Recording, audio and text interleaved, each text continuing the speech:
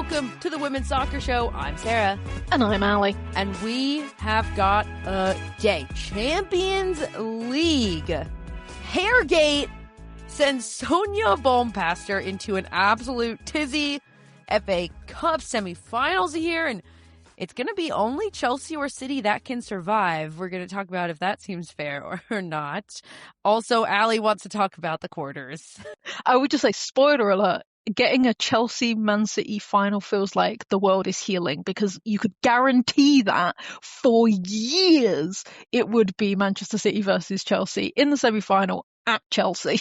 Oh my God. All right. Well, that's one of the semifinals. I guess you'll have to stay tuned to hear what the other one was. And why did Allie want to talk about Arsenal in the quarterfinals of the FA Cup when we can talk about Arsenal in the quarterfinals of the Champions League and the hair tug that was heard around the world?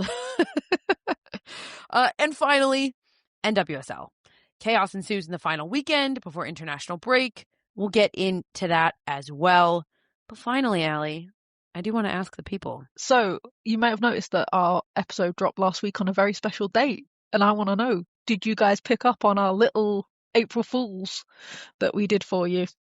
It was a gentle April Fool's, I'll say. Yeah, we don't want to be mean or spark any false transfer rumours or things like that. So you may have noticed that Around the World was a little bit different last week, and we covered some interesting leagues. Basically, Allie just picked the leagues that you thought you might not be able to find any info about them on the internet, but they did. Yeah, shout out. But that was all real information. That was not false info. Yeah, shout out to SofaScore, because they had all of the information that I needed. SofaScore? Yes. All right, so if you're following a league that you can't find, go to SofaScore. Because they had everything. All right, well, we're going to get into it because we're talking Champions League, FA Cup, and NWSL. So let's do it.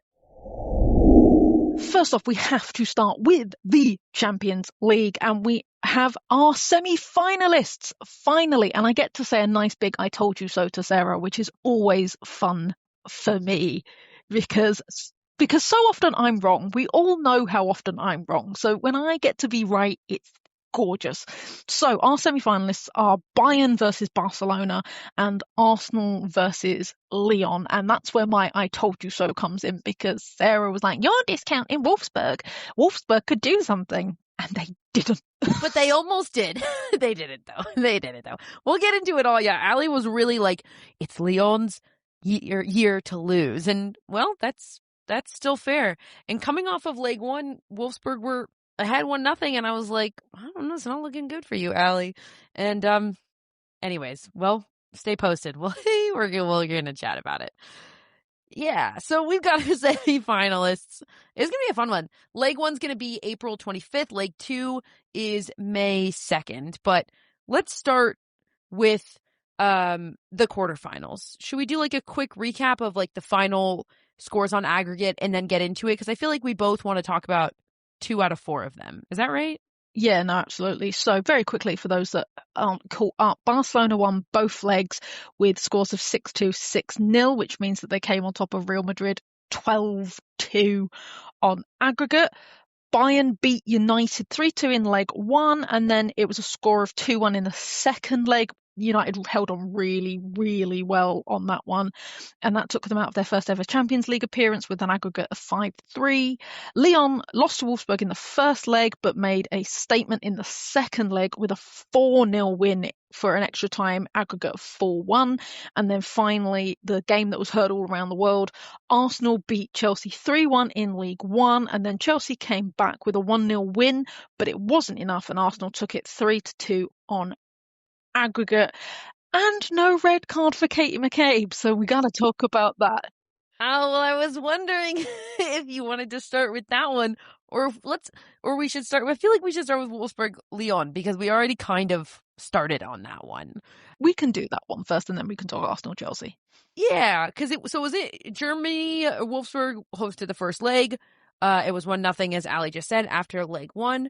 And then, listen, the 4-0 win in leg two in France makes it seem like this was like Lyon heavy and Wolfsburg never stood a chance. Now, it was Lyon heavy. Like, Lyon had the ball the whole time. Wolfsburg did have a couple of counters, but it was only 1-0 Lyon at the end of regulation time. So it was 1-1 on aggregate. That sent it into extra time.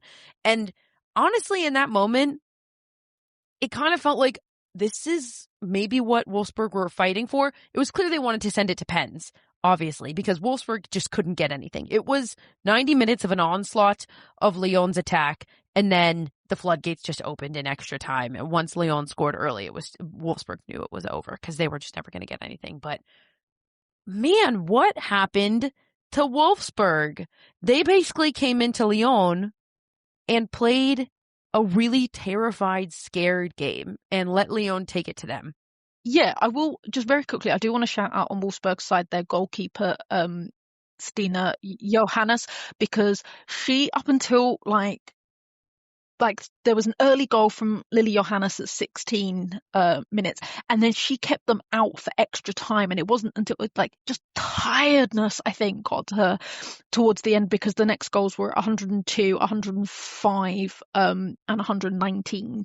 So I genuinely think it was that. But Johannes kept Wolfsburg in because there was absolutely nothing going forward. So I do want to give her props, because I think she very much deserves them. Couldn't agree more. Couldn't agree more. And that goal, even, it was a deflection. Like, it was a fluke. No offense to Johannes, but yeah, we have two Johanneses here. Lily Johannes, credit to her for taking the shot, because I think a lot of players might just think that that's a closed window. Let's not attempt the shot. She takes the shot. I love that she does. It was a good shot, but it took a beautiful deflection which made it unstoppable. At the end of the day, Lyon deserved that 4-0 win, because they played in keeping with a 4-0 win. Like, that is how absolutely dominant they were, and they weren't convincing to me in leg one. This was pretty convincing to me, I'm not gonna lie. Do you see where I was coming from then in the very beginning, when I was like, this is Lyon's to lose? Because it was something special. It really was, once they got going. And to be honest, it could have been more. They had 2 goals disallowed, one for a foul, one for offside. So once they found their shooting boots. Yeah, that's true. I should have pulled up the stats on it, but just imagine a game that's played entirely on the offensive half for Lyon. That's pretty much what it was. That's it. Well, they'll take on Arsenal. So let's talk about it, Allie, because this was the one heard around the world. Arsenal advance by beating Chelsea. So we watched this one together pretty much. Pretty much, yeah. We were texting the whole time. There's a lot to discuss here. Should we just start with the hair gate of it all? Yes. Let's do it. Should we describe to people who didn't see it? If you've been online, you've seen what happened. Yeah. So it's the dying moments.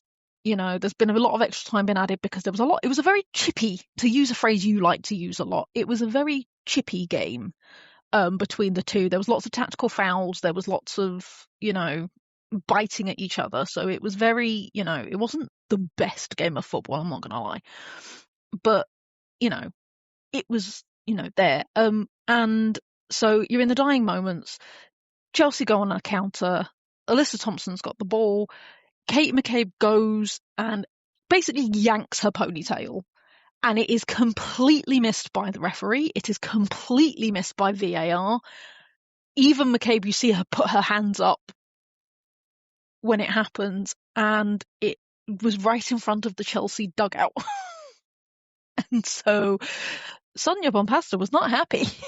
Quite rightly, to be honest. Sonia Bompaster lost her mind, got a yellow card, and then proceeded to get a second yellow card, I believe, for then just being well out of the coaching box. She was basically on Arsenal's side of the half and was sent away to the locker room. She got sent away because Taylor Hines had the ball for a throw and it was at her feet and she kicked it away from Taylor Hines. Yeah, she had a full-blown crash out. And then the best part of this all, we'll come back to the hair pull of it because Kate McCabe put a statement out, etc. But honestly, one of the best images of the WOSO world was created on this day because then in the post game, Sonia Bompaster is being interviewed and she comes with the receipts and she I don't remember what, but she's asked something about the foul and she's like, well, basically let's take a look. And she pulls her phone out. She's like, I've brought the phone, and she starts playing the foul over and over in slow motion. And first and foremost, I just have to smile. I know this is painful, Chelsea fans, but we'll come on to why it just wouldn't have affected anything, in my opinion.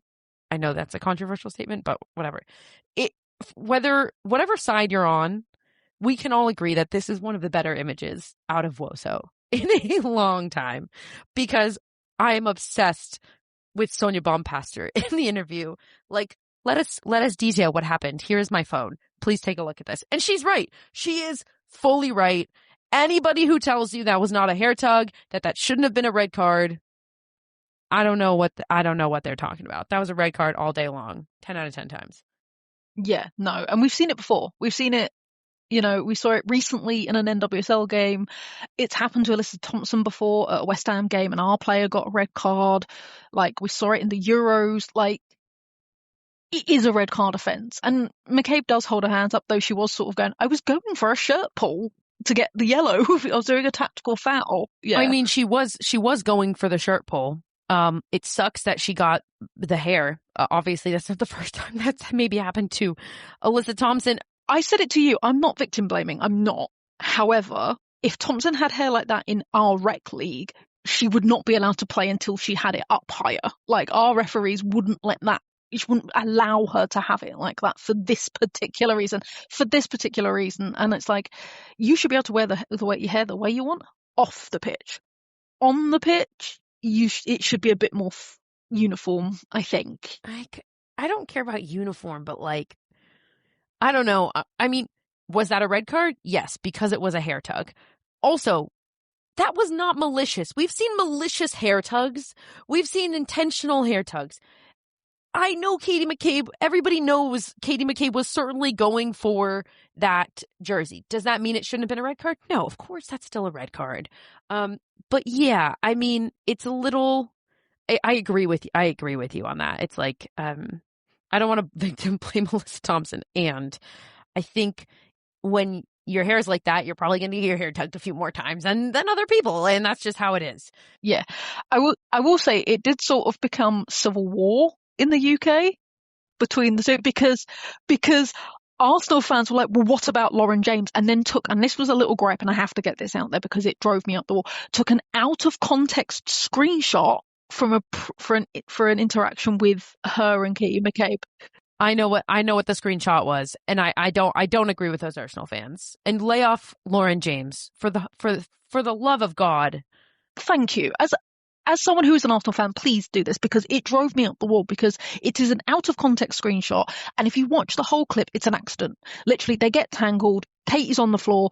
Lauren loses her foot in and accidentally steps on her. I saw that. Yeah. It is not an intentional stamp. It is nowhere near a red card offence. And I was just like, no. And so, yeah, I beg of you, please leave Lauren James alone. I agree. Yeah, that's it's pretty dangerous rhetoric, I feel like, to pull that out when you look at the larger picture and what the abuse Lauren James has had to endure. And obviously the one time she did stomp on somebody on purpose that led to so much abuse. And let's not pull this up and be like, this is the same, because those two things are not the same. And please leave her alone. One of the things Allie and I were texting about is how absolutely incredible Lauren James was playing, and how we felt so bad for her because we could feel her frustration because she was doing everything she possibly can. If I were to imagine what was going through her brain, it would be something along the lines of this. Do I have to play the ball and get on the end of it? Is that the only way we're going to score? Do I have to do everything? That's how I feel it went down. Okay, real quick, Katie McCabe put out a statement afterwards and said, quote, I just want to clarify that I was genuinely reaching for the shirt. I wouldn't ever want to pull someone's hair. Full respect to Thompson. People are piling onto McCabe for not actually apologizing. Do you agree with that? Yeah, it should have been a bit more of a oops. But then again, I think she's also protecting herself because, I mean, I think it's been announced they're not going to, but UEFA could have retrospectively punished her. This was going to be my question, though, because it didn't go to VAR. It didn't go to VAR. So can you actually, if it didn't go to VAR, go in and retrospectively be like, actually, you're awarded a red card? If they considered it violent conduct. If they considered it violent conduct, then yes, they could. If they just saw it as a red card offence that got missed, then no, they wouldn't. And I think that's what they've seen it as. They've seen it as the ref missed a red card opportunity. You'll probably get an apology from the Referees Association for not picking it up, and that will be the end of that. But if they thought it was violent conduct, then so she was probably trying to not admit too much guilt. So here's why this matters. If you're listening to this and you're like, I mean, at the end of the day, who cares? Because you look at the score and you look at how much time was left, and like the odds are that Arsenal were just going to win that game, whether Katie McCabe was sent off or not. That's kind of part one. Do you agree with that? No. No. Really? No, because she gets sent off, right? That adds more time. That adds extra time. And then that gives, because you've got to remember that Chelsea just needed one more goal to take it to extra time and possibly penalties. And so by the time you've dealt with the red card and everything else, that's going to add a good couple of minutes. They were threatening. I wasn't seeing much from Arsenal in that game. Yeah, but there was hardly any time. There was hardly any time left. That's why I'm saying, like, realistically, it's tough to do. But if you add in the time that would have been added from the red card and the substitute, there was time for them to they just needed that one goal. Sure, but no matter what, there wasn't that much time left. But either way, even if it was a red card, yep, and Chelsea hadn't scored, let's say Katie McCabe got sent off, yep, Chelsea didn't score, Arsenal still advanced, it still matters because then Katie McCabe can't play against Lyon in either leg because it would have been a 3-game ban because it was a straight red. So this is why people are deeply upset about this. And I understand because it has implications both in the game and beyond the game. And Arsenal got away with one there. Specifically, like, you need everybody against Lyon. And they're lucky to have Katie McCabe. They are very lucky. They really not out on that one. So I've sort of made my feelings clear, but were you convinced by this Arsenal performance? I can't say I was convinced, but I can't say I was, like, unconvinced. It wasn't the type of performance. Arsenal are so up and down. You can't really sit there and be like, based on this is what's going to happen. Like, you look at their run last year, it was relatively unexpected based on how they were playing in the league. I wasn't unconvinced, but I wasn't like, oh yeah, we're going into Lyon playing our best version of football. I thought that they played really well in the first leg. I thought they played better in the first leg than in the second leg. That also could have been tactically. You go into the second leg, and you're already up in aggregate. You're probably going to play a little more defensively. So, no, I wasn't convinced, but I wasn't unconvinced. And yes, Lyon or Lyon, but I have hope. And that's what kills you. Should we talk about the final point here that we were texting about? Do we make this public? Sure. They say nervously because I'm not quite sure which point you're talking about. Basically, Allie and I were texting about this really in both legs, but specifically in the second leg. Yeah. Do you want to take it? No, I will take it. So obviously there's a lot of pressure on Alyssa Thompson. I would say that she is the biggest signing Chelsea have ever made. And I've not been convinced for a little while. But every time I said anything to my wonderful American cohorts, I got kind of shut down because they were like, no, she's really good. Like, just give her a minute to get into the league. Give her a minute. I've given her a minute. I thought for somebody who has got the pace, and having watched her play in the US national team, I know she's got the pace, was so slow in these thing. And like we talked about it before with Lauren James getting frustrated because Lauren James is pinging in these beautiful crosses and these beautiful balls, and Alyssa Thompson is like 6 paces behind and is not getting anywhere near them. I do think she was, to use a pun, outfoxed by Emily Fox. I think Emily Fox really locked that side down, and she played a little better when they switched it. Which they finally listened to us. We were texting about it. We were like, they should really switch Lauren James and Alyssa Thompson. And it took them like 40 minutes, and they did. Yeah. Credit to Emily Fox, who I texted you. I think she's the best right back in the world. I know there's a lot of Lucy Braun stans who are going to disagree. That's totally fine. But look, so I'm trying to give credit to her. Alyssa Thompson had a tough task coming up against Emily Fox.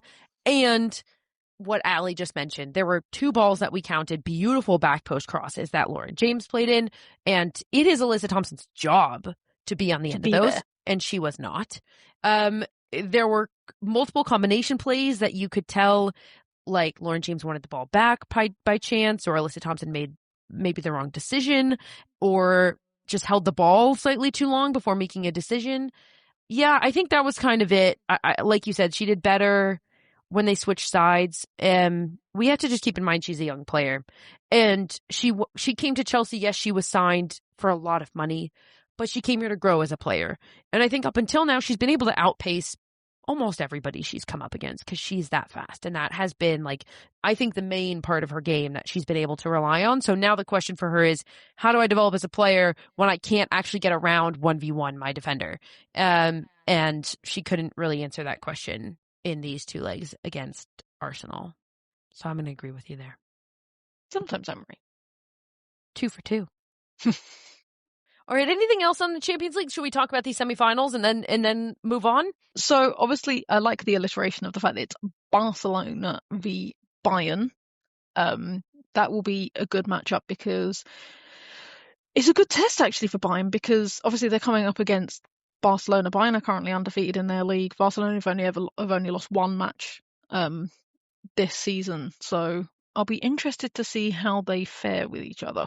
Yeah, like we said, there is, when you look at the bracket, obviously now we're seeing it here with the semifinals and how these semifinals lay out. There's a chance that we get a battle of the undefeateds in the Champions League final. If Bayern stay undefeated and Lyon stay undefeated in their league and undefeated in these legs, I guess, of the semifinals, we could see that. Okay, Bayern, Barcelona. This is interesting, Allie, because Bayern is undefeated, but it's Barcelona, who honestly had, no offense to Real Madrid, they were the team least tested in the quarterfinals. So it's hard to compare. You can look at the scorelines and be like, well, Barcelona, look at how powerful they are, but they weren't as tested. That's a United team that was playing really well in Champions League that Bayern took down. So what do you think? What do you think here? I think it'll be tough for Barcelona, so I don't think it's going to be like a 12-2 aggregate score, but I do think they're going to ultimately be the ones to succeed. Interesting. Tell me why. So I've seen both these teams in action live, and I will say that Bayern play a very slow-paced game of football, which some enjoy, some don't. It was very slow when I went to watch them, and I don't like slow football. And thus they will lose.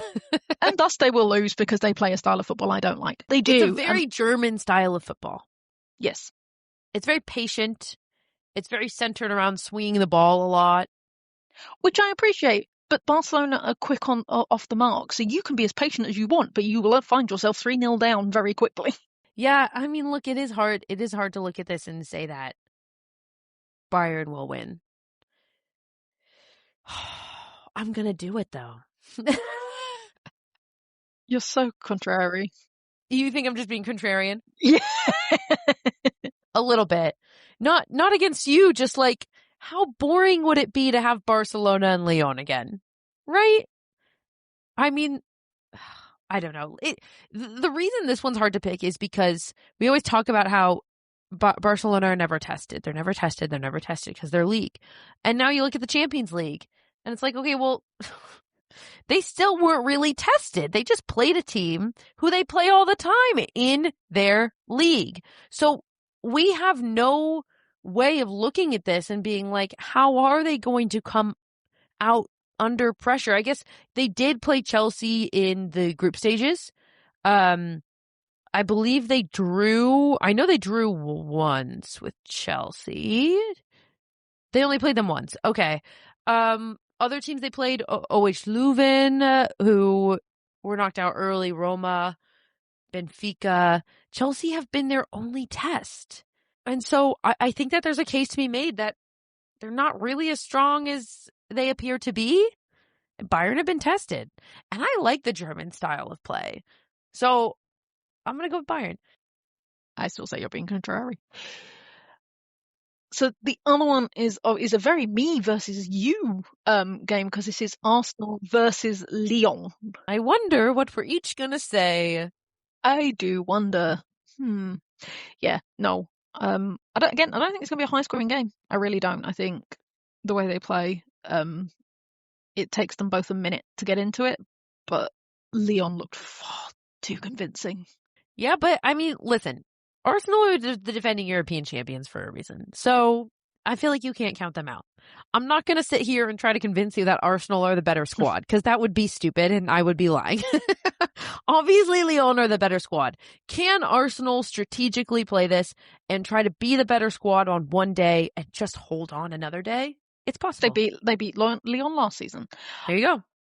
Do you want to briefly, very quickly, while we're talking about this, talk about the issue that is again happening with Arsenal in terms of their pitch? I haven't been on the internet. What's going on? Yes, ladies and gentlemen, and all of us in between, you can tell which one of us is chronically online and which one isn't. So, fun fact, for anybody who doesn't know, UEFA, who are in charge of the Champions League, have it in their rules that the visiting team must have access to the pitch that they're going to play on the day before, so they can get a feel for it, so that they can. Oh no, I know what's going to happen. so they can, do that. So Arsenal men crashed out of the FA Cup to Southampton, which means that they now will be playing at home the day, which is they're either playing at home the day of or the day before the Champions League match, which normally means that they would have to go to Boreham Wood. However, Boreham Wood men, who they ground share with, are at home on the Saturday before the Champions League in a very important tie, so they won't give that up. So there is no pitch at the moment that Lyon can go in 24 hours before because they don't know where it's being played yet. Oh my god. Okay, yeah. Okay. I don't know what the third option is. The likelihood is going to be that they will move the kickoff time for the women's, and they will probably do it as a double header. So the men will play at like 4 p.m. on a Sunday, and the women will play at 12 p.m. on the Sunday, and then that will give Lyon access to the Emirates Saturday night, which would fulfill the requirements. However, obviously there are a few people who don't think the men should do that, and it's a whole thing. Oh my god. How dare we move the precious men's kickoff time by how many hours? Probably 1, maybe 2, maximum 3. Oh my god. How dare we? That's what should happen. Everybody should play at the Emirates. Just move the kickoff times. Yeah, I mean, if you're Arsenal and you don't allow the women to play at the Emirates for this massive game, you're doing your entire club a massive disservice. So I don't know what else you would be trying to consider right now. Of course. All right. We didn't expect this to be an Arsenal heavy episode. Apologies to everybody. Half of this is because of Ali. All right. That's it for Champions League. April 25th is when the semifinals begin.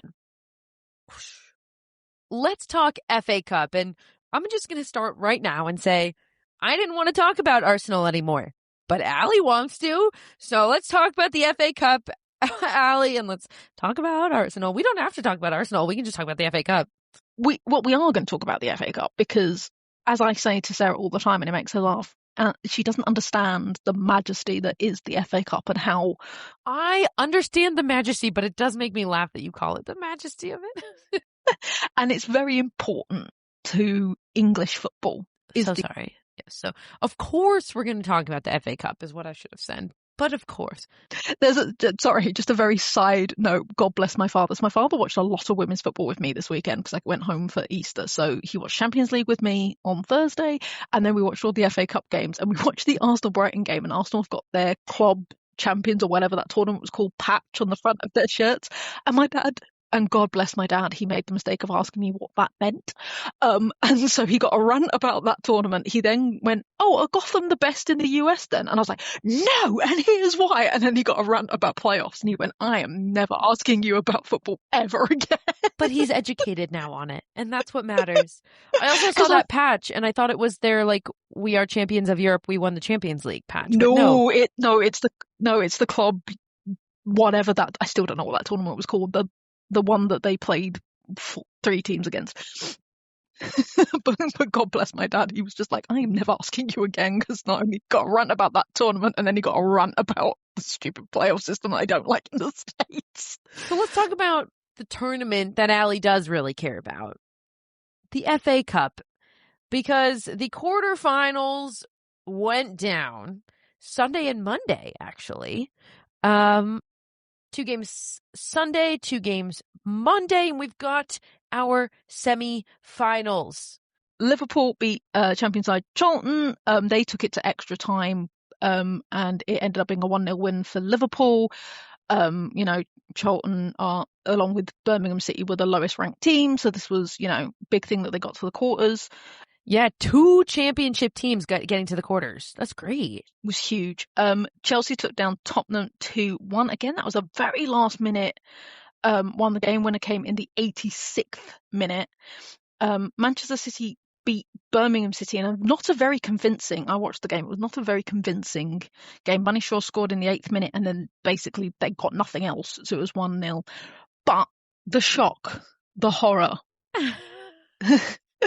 But for the underdog, it was Those great. Are all of the scores. For the underdog, we were very happy. If you are not an underdog fan, you weren't. Arsenal lost to Brighton 2-0. That first goal was pretty special too. I'm not gonna lie. I'm gonna say I can say that it was a beautiful first goal. It was gorgeous. Editor Mike is very happy. Yeah. That first goal by Haley was really something special. I can't even sit here and say like Arsenal had the ball the whole time. I can't sit here. No, it was not Arsenal's game. To quote the pundit we all love, Jen Beattie, she turned around and said it was the opposite of a smash and grab, in the fact that you can't say that about Brighton, because Brighton played so well. They kept Arsenal at bay. They defended really well. I thought Ndozi was phenomenal. We don't talk much about her as a goalkeeper, because she obviously plays for another 8 team, but she's second in the Golden Glove race, just under Hannah Hampton. So let's phenomenal. just say, has probably faced, I'm not looking at the statistics, but I'd bet my money that she's faced a lot more shots than Hannah Hampton this year. I would agree with that. So yeah, and they were absolute class. It did make me laugh that the first thing out of Renee Slater's mouth was, "Oh, well, the pitch was a bit bobbly." I'm like, "Madam, you're at home. This is your pitch." Yeah, it didn't look great. I'm not gonna lie though. Yeah, they were they weren't at the Emirates, and they usually play at the Emirates now. So which made no sense. Again, I'm going to say that because the men were away the day before. It made no sense. It wasn't at the Emirates. I agree. I mean, it's FA Cup quarterfinal. Don't they know the majesty of the FA Cup? Clearly, they don't. Obviously not. Yeah. So Arsenal lost. I need to talk about. Listen, I think we have this conversation yearly on an annual basis. It's a draw, right? It's just up to dumb luck who plays who in the semifinals. You get 4 teams. It's a dumb luck draw. And this is how it's going to shake out. Manchester City and Chelsea are going to play. And Brighton and Liverpool are going to play, which means either Brighton or Liverpool are going to be in the FA Cup final.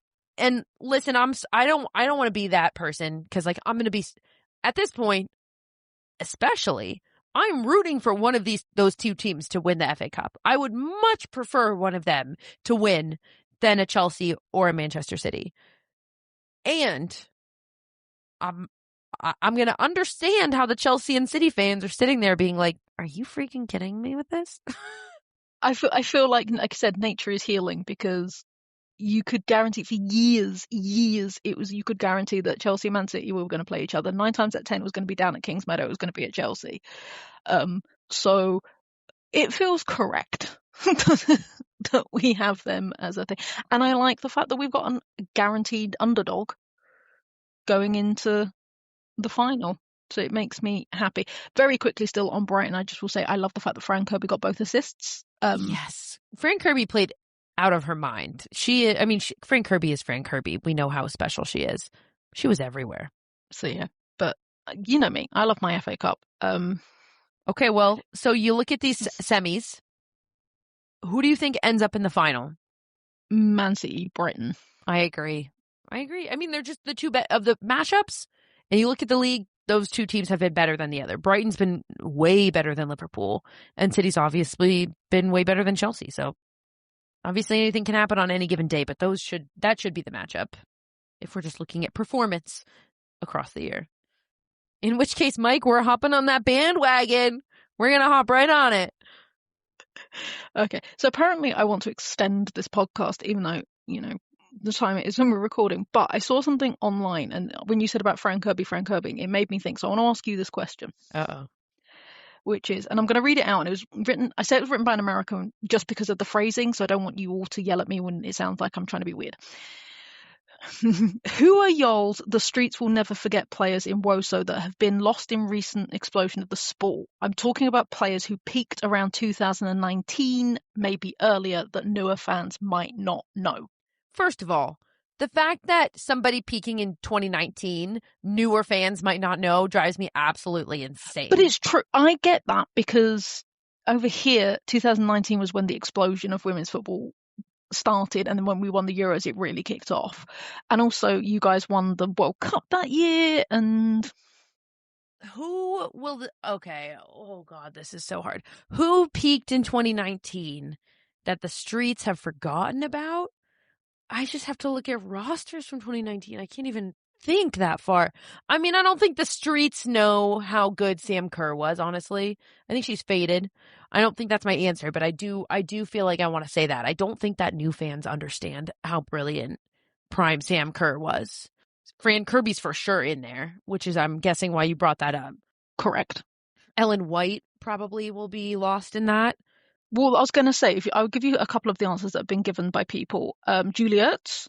No, JJ's not going to get lost, but maybe. I don't know. She's just Sam Ewis. Yeah. This just makes me sad that people don't understand how brilliant they all are. Okay. Nikita Paris, which I agree with. No, because people now, she's become a bit of a sort of, she club hops, but I do think people forget how brilliant she was for Man City, how brilliant she was in the England setup, and how that sort of got forgotten. Lauren Holiday. Oh my God. I'm going to put that in a category of I think only hardcore fans ever understood the brilliance of Lauren Holiday. Even when she was playing, I don't think she got any of the flowers that she deserved. She was outstanding. I think she will forever be underrated from start to finish. Yeah. Yeah. Those are a few that they came up with, and I was like, that's a great one. This is fun. I wish there were more. That's okay. Hit me. Because this is, I think, hard for us because we were deep in it at the time. And the real ones know about Ali Long's vlogs. If you knew Ali Long, if you watched Ali Long's vlogs, and that's VLOGS, you were a real one. Shout out to you. This one's definitely a US national team, I think. Is it Christy Rampone? Well, Christy Rampone. Could the streets ever forget Christy Rampone? I think she's the most capped player of the U.S. women's national team ever. Yeah, but, these younger fans, I think I've got to a point need where to be educated. I think they do, because maybe she's not the most capped. Sorry, keep going. You talk about the English equivalent, which is Farrah Williams, and the amount of people that think she's just a pundit, and I'm like, that's crazy. Christy Rampone has 311 international appearances for the U.S. women's national team. That's the second most capped player in the U.S. women's national team and world history. I think that she was only surpassed of recent, perhaps, by Carly Lloyd. Let's do a little bit of research. Mike, you're not allowed to cut this. I love this. That's just how you say it. I was going to say, it was like, Dal Kemper before... Christine Lilly! Sorry. Yeah, Dal Kemper, which I kind of get, because Yeah, the streets won't remember the prime Abby Dahlkumber. I agree with that. She And was this is exactly what the U.S. has... needed in that moment. Okay, keep going. That made you Do really they happy even with this one. understand what Marta was like? This is making me sad for the generation of now. It really is. It's really getting me. There's a few. I will send you the thing. Iwabuchi. Do you remember when she Yeah, came over to? I picked her to win the Golden Boot. Of course, I remember. I picked Iwabuchi to win the Golden Boot in the Euros. Oh, Iwabuchi was amazing. But yeah, it was when you said Franco, it's like I had to bring this question to you because. Do you think Kelly O'Hara is in that? Do you just feel like all of 2019 who were like on the older side and didn't participate in 2023? I would agree with that because I think, unfortunately for Kelly O'Hara, and it happens a lot with players, is that the last part of her career she was glass ankles. She was blighted by injury. Kristen Press and Crystal Dunn also will be. I put in there. 2019, yeah, 2019 Crystal Dunn. The U.S. doesn't win the World Cup without Crystal Dunn. Period. The end. Like she was arguably the best player on the field on any given day of all 22 players on the field. Let me just say, Ali Krieger is definitely giving that. Oh, I'm just gonna keep going. Casey Short. I know that's an NWSL shout, but like, no, but this is what you need. Like, I'm looking at that roster that you guys had for that World Cup, and I'm like, I'm gonna ask one that's gonna break our hearts. Is Becky Sauerbrunn in that? Is Christine Sinclair in that? Somebody did say Christine Sinclair, and I was like, you wash your mouth out.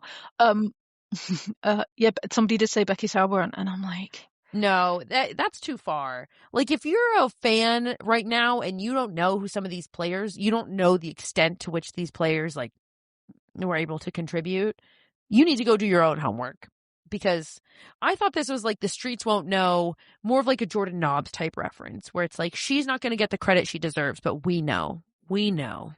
The other one that for me was a British player called Danielle Carter, who scored one of the fastest hat tricks on her debut in England and played for Arsenal for years and was up there, in the England squad, and then sort of fell out of favour with the England squad and then left Arsenal and ended up at Reading and then was at Brighton for a very little bit, and then retired very recently with not much of a fanfare, which breaks my heart because she was definitely up there. So I think Danielle Carter is my answer. Let's go around the world. Around the world, around the world. To Spain, and Barcelona are still 10 points clear after their emphatic win over Levante this weekend. Real Madrid remain in second after their win in the Madrid derby. However, it's Sociedad who remain in third after their win over Alhama. To Mexico, it was a thrilling meeting between Pachuca and León, which ended with the home side taking the points, winning 5-4. Elsewhere, Tigres could only muster a 2-2 draw against Guadalajara, and whereas America have cemented their playoff place with their win. To Scotland, and in the Old Firm derby, it was Rangers who were the victors, winning 3-0 over Celtic. Last season's winners Hibs were held to a draw by Partick Thistle, and Hearts were beat league leaders Glasgow City 1-0. Finally, to Italy, Roma remained top of the league after their 7-goal thriller against Como. 7 seems to be the magic number, as Inter Milan were also involved in a 7-goal classic to remain in second place. And finally, to the NWSL. We are going to do a very quick roundup because some craziness did happen this weekend. So we're going to check in on the table and then we're going to talk about Houston, Louisville. I do very quickly want to talk about the moment that met with my heart, which was the Kennedy Fuller moment at Angel City. I don't know if you've seen this, but she's a 19-year-old player at Angel City and she waited for Marta to finish talking to the fans because she wanted her own photo with the legend. And so she took a picture and it was really sweet because then Ali Riley was like, oh, we understand. Yeah, everybody understands. Good for you, Kennedy Fuller. That's really sweet. All right, let's talk table. There's no more undefeated teams, first and foremost. Everybody has suffered at least one loss. However, there are 2 teams that haven't won. I think I got it wrong last week. I think I just said Boston. Racing, we're hiding somewhere in there. It's Racing Louisville and Boston Legacy. Neither team have won a match. The difference between them is that Boston haven't even drawn a match. Racing have. We'll come on to that in a second. But first and foremost, Washington finally got their first win also. Oh, so I definitely didn't say it wrong last week because I know we talked about how Washington hadn't won. Washington took down Bay FC. They got their first points. Suddenly they look like they're sitting pretty. But, okay. Here's where we sit in the table. San Diego still in first, 4 wins, 1 loss. Portland in second, Seattle in third, Angel City in fourth, Houston in fifth, Orlando in 6th, Utah in 7th, Washington in 8th, and Denver, and then Bay right behind. Notably, of course, Kansas City sitting down kind of towards the bottom. Same with North Carolina. Same with Gotham. Same with Racing Louisville. What's going on with Gotham? I think for me, the biggest surprise for Gotham is the lack of goals. It's not so much the 1 win, 2 draws, 2 losses. I'm like, well, Gotham were very inconsistent. It's the fact that they've scored 2 goals total in 5 games. It's wild. It's kind of wild. That's crazy to me. Like, they haven't conceded a bunch because their goal difference is only -2. But they've only scored 2 goals in 5 games. Couldn't agree more. That's kind of the thing. It's like, you've only scored 2 goals, and then you look at the lineup. How have you only scored 2 goals? By the way, when I'm looking at this, goals for, Chicago has also scored only 2 goals. Boston has only scored 1. And those are the teams who have scored the fewest goals in this season, which, of course, does certainly make sense. Okay, I just want to look at this starting lineup.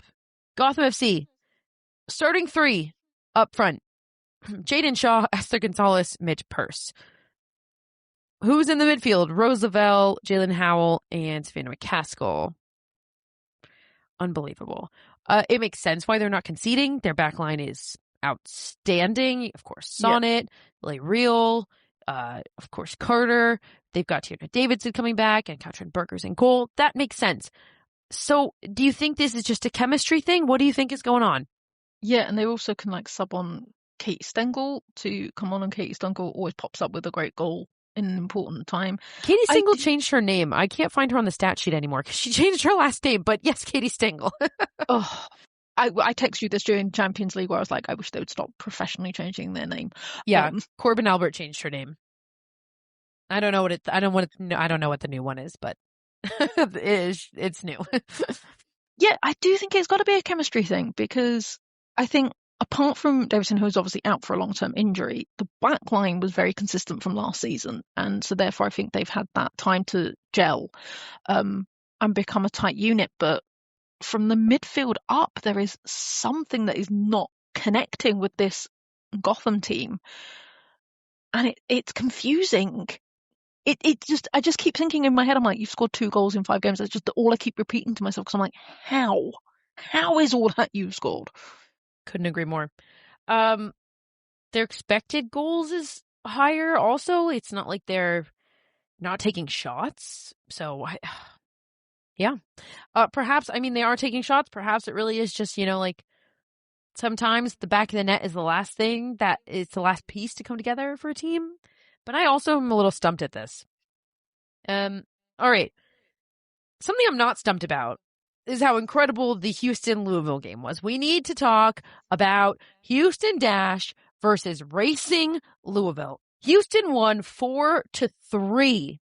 It was absolutely insane. There were 4 penalty kicks awarded in this game, 2 on either side. Every penalty kick was made. And I don't even know where to begin. Some of these were the softest penalty kicks awarded I've ever seen in my life. Some of them were extremely well deserved. Some of them I'm not sure how we didn't see a red card. We spanned the gamut of them all. But it was a wild game. It was a fun game. And I mainly want to talk about this to make 1 point. Actually 2. The first one is, I believe it was last week, maybe the one before, we claimed this was not a fluke for Houston. that they are for real. I stand by that still. Second, I know I claimed Racing Louisville are way better than their record. They're going to fly under the radar. They're going to make the playoffs, and they are going to be one to be reckoned with when they do. And I think this game proved it. If what we said about Houston is true, then this is also confirmation that what we said about Racing is true. That is fair. I don't see it yet. I get why you say that. Because I will say, the 2 tackles that led to the 2 penalty kicks that Racing Louisville conceded, they were dumb. They were unnecessary. They were dumb. I think that, they were soft calls, but whatever. They were still late tackles. And so I will say, okay, they were dumb. They need some work in the back line.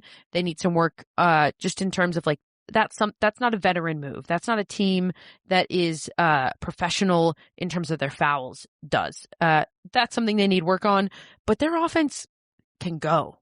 And I'm not going to sit here and say offense is more important than defense in the NWSL, but you get into a shooting match sometimes in the NWSL. You just have to. And you have to be able to score goals. Look at Gotham. 2 goals, they're at the bottom of the table. Yes, Racing are also at the bottom of the table. However, I think that if I were to pick, I kind of think they're in better shape than Gotham are, dare I say. Big statement, I know. Very big statement. Yeah, maybe a dumb one, but I'll stand by it at least for now. I mean, yeah. Okay, yeah, I'll stand by it.